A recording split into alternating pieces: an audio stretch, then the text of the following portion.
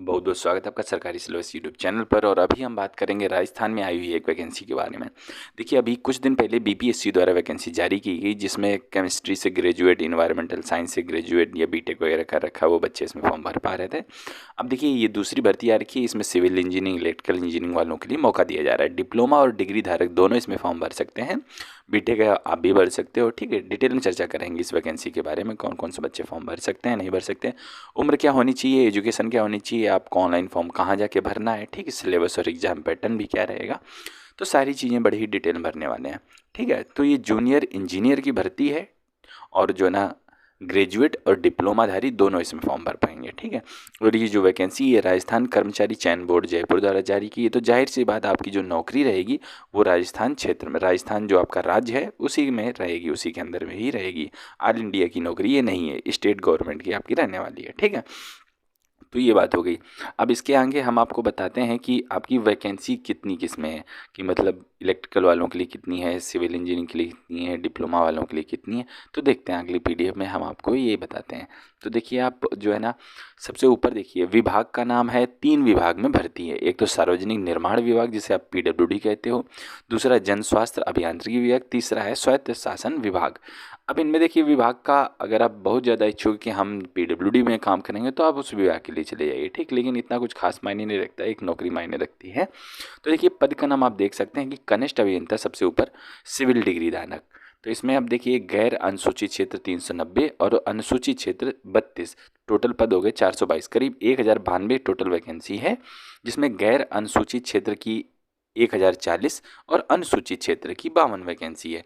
देखिए, राजस्थान में कुछ क्षेत्रों को सूचित और गैर अनुसूचित में बांट रखा है। तो आप गूगल में एक बार डालिए कि कौन सा एरिया सूचित में आता है, अनुसूचित में आता है, और कौन सा गैर अनुसूचित में आता है। ठीक, आपको पता चल जाएगा।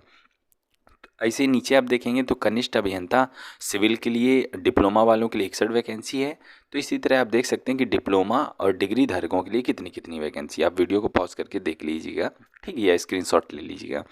और आवेदन प्रक्रिया की मैं बात करूं तो आपको अपना फॉर्म कहाँ भरना है, जाके आपको जाना है www.sso.rajasthan.government.in पर जाकर आप वहां से अपना ऑनलाइन एप्लीकेशन भर सकते हैं।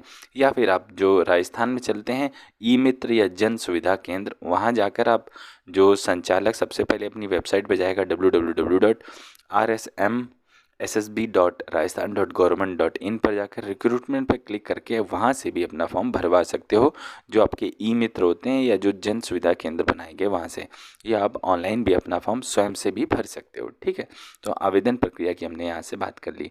अब हम आगे देखते हैं और जो ज़रूरी चीज़ आपके लिए मायने रखती है, तो आगे बढ़ते हैं। अब देखिए, हम परीक्षा शुल्क के बारे में देख लेते हैं। तो परीक्षा शुल्क, अगर आप राजस्थान के रहने वाले हो तो रिजर्व कैटेगरी में आते हो तो आपको थोड़ा सा छूट मिल जाएगी। अगर राजस्थान के बाहर के हो तो आप जनरल की तरह ट्रीट किया जाओगे, आपको जनरल की तरह ही अपना फॉर्म फीस देनी है। जैसे कि सामान्य वर्ग और क्रीमी लेयर के लिए, मतलब जनरल वालों और ओबीसी के लिए 450 रुपये हैं, तो अदर स्टेट को भी 450 रुपये ही देने हैं। बाकी जो रिजर्व कैटेगरी है राजस्थान की है, उन्हें थोड़ी सी छूट दी गई, आप यहाँ से देख सकते हैं। नॉन क्रीमी लेयर के लिए आप देख सकते हैं 350 रुपये है ओबीसी के लिए, और समस्त विशेष योगजन और एससी और एसटी के लिए 250 रुपये, मतलब फिजिकली हैंडीकैप बच्चे एससी और एसटी 250 रुपये है। ठीक है, तो ये आपकी फॉर्म फीस की बात होगी। तो जनरल ओबीसी वालों से 450 रुपये है, रिजर्व कैटेगरी थोड़ी सी छूट दी गई है। अब हम आगे देखते हैं, आपका जो वेतन रहेगा, आपका वेतन इसमें अच्छा वेतन है। ठीक है, राज्य सरकार द्वारा देय 7वें वेतन के अनुसार कनिष्ठ अभियंता पद हेतु मैट्रिक्स लेवल 10, तो मैट्रिक्स लेवल 10 का वेतन एक अच्छा वेतन हो जाता है। अब प्रारंभिक वेतन आप देख सकते हैं 33,800 रुपये निर्धारित किया गया है। तो आपका वेतन 33,800 रुपये से शुरुआत होगी प्रति महीने के हिसाब से, और जो भत्ते राज्य सरकार आपको देती है वो आपको अलग से मिल जाएंगे। तो वेतन आपका ठीक है, पे लेवल 10 के वेतन से आप शुरुआत हो रही है। लेकिन ये स्टेट गवर्नमेंट का वेतन है पे लेवल 10, तो थोड़ा सा कम है। सेंट्रल गवर्नमेंट का यही, अगर पे लेवल 10 किसी को मिल रहा होता है तो उसकी सैलरी 65,000 के आसपास बनती है। लेकिन ये स्टेट गवर्नमेंट का है, आपको 33,800 के आसपास से शुरुआत होगी। अब देखेंगे आपकी उम्र सीमा, 18 से 40 साल का कोई भी युवा इसमें भाग ले सकता है, चाहे वो लड़का हो या लड़की, किसी भी राज्य का हो, आप इसमें फॉर्म भर सकते हो। ठीक है, रिजर्व कैटेगरी छूट मिलेगी, जो कि राजस्थान के रहने वाले हैं। राजस्थान के रहने वाले हो तो ओबीसी हो तो आपको 3 साल की छूट मिल जाएगी, राजस्थान के एससी एसटी हो तो 5 साल की छूट मिल जाएगी, फिजिकली हैंडीकैप्ड हो तो 10 साल की छूट मिल जाएगी, जो कि हर गवर्नमेंट जो होती है वो प्रदान करती है अपने राज्य के निवासियों को। सेंट्रल गवर्नमेंट की अगर भर्ती आती है तो उसमें जो है ना पूरे राज्य का कहीं से भी हो तो सबको उसमें मिलता है, लेकिन ये राज्य की भर्ती है, राजस्थान की भर्ती है, तो राजस्थान वालों को ही प्राप्त होगा। अब तो ये बात होगी। और उम्र सीमा की गणना आपकी की जाएगी 1 जनवरी 2023 से। तो ध्यान रखिएगा, उम्र सीमा की गणना 1 जनवरी 2023 से की जाएगी, मतलब 1 साल बाद से। अभी तो 2022 चालू हुआ है, ठीक है। अब हम आगे देख लेते हैं। परीक्षा शुल्क जमा कराने एवं ऑनलाइन पत्र भरने की अवधि आपकी, मतलब डेट, किन डेटों के बीच में आपको अपना फॉर्म भर देना है। तो 21 जनवरी 2022 से आपके फॉर्म चालू हो जाएंगे और 19 फरवरी 2022 को आपके फॉर्म एंड हो जाएंगे। तो इन दोनों डेटों के बीच में आप अपना ऑनलाइन आवेदन भर सकते हैं। बहुत ज़्यादा देर मत कीजिएगा, क्योंकि ये सरकारी वेबसाइट हैं। सब लोग सोचें कि हम बाद में भरेंगे और सब लोग एक साथ जाके फॉर्म भरने की कोशिश करें, तो इनकी वेबसाइट में ज़्यादा दम नहीं होती है, मतलब तो ये काफ़ी जल्दी डाउन हो जाती हैं, सर्वर इनके डाउन हो जाते हैं, तो आप वेबसाइट पे भी फॉर्म नहीं भर पाएंगे। तो जितनी जल्दी हो अपने फॉर्म भर लीजिएगा। अब हम आगे की डिटेल से देखते हैं।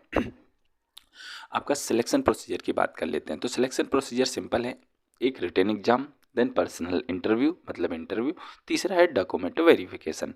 तो जो आपका रिटन एग्जाम होने वाला है उसके बारे में आपको आगे बताऊंगा। इंटरव्यू, इसमें भी आपको नंबर मिलेंगे, और डॉक्यूमेंट वेरिफिकेशन इसके कोई नंबर नहीं होते। तो रिटन एग्जाम और पर्सनल इंटरव्यू के बेसिस पर आपकी मेरिट लिस्ट बनाई जाएगी, ठीक है। तो आपको इन दोनों में ही काफ़ी अच्छा प्रदर्शन करना है, ताकि आपको जो है ना सिलेक्शन के चांसेस बहुत ज़्यादा हो जाएं। तो हम आगे देखते हैं रिटन एग्ज़ाम और पर्सनल इंटरव्यू के बारे में क्या क्या आपकी ज़रूरी चीज़ें हो सकती हैं। तो रिटन एग्ज़ाम में देखिए 2 चीज़ें आपकी पूछी जाएंगी। तो जो पहली चीज़ आपकी हो गई है वो है general knowledge, history of Rajasthan, art and culture, tradition, heritage and geography of Rajasthan. तो जनरल नॉलेज हो गई पार्ट ए, ये आपके रिटन एग्जाम की बात कर रहा हूँ। तो पार्ट ए में जनरल नॉलेज होगा, जो कि राजस्थान के बेसिक से काफ़ी लिया जाएगा, इसके 40 नंबर का रहेगा आपका, ठीक है। और जो पार्ट बी है रिटन एग्जाम का, वो रिलेटिव सब्जेक्ट से। आप इसमें जो है ना सिविल से फॉर्म भर रहे हो, इलेक्ट्रिकल से फॉर्म भर रहे हो या मैकेनिकल से फॉर्म भर रहे हो, तो जिस भी ब्रांच के लिए आप फॉर्म भर रहे हो, तो अगर आप डिग्री धारक हो तो आपके डिग्री लेवल के क्वेश्चंस रहेंगे, अगर आप डिप्लोमा धारक हो तो आपके डिप्लोमा लेवल के क्वेश्चंस रहेंगे, ठीक है।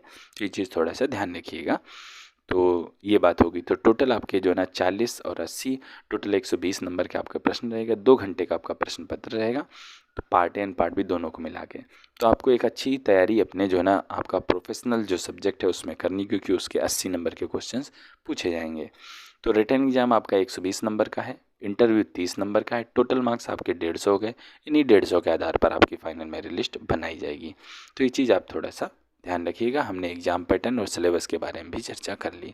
तो उम्मीद करता हूँ आपकी कई सारे जो डाउट्स होंगे वो क्लियर हो गए होंगे।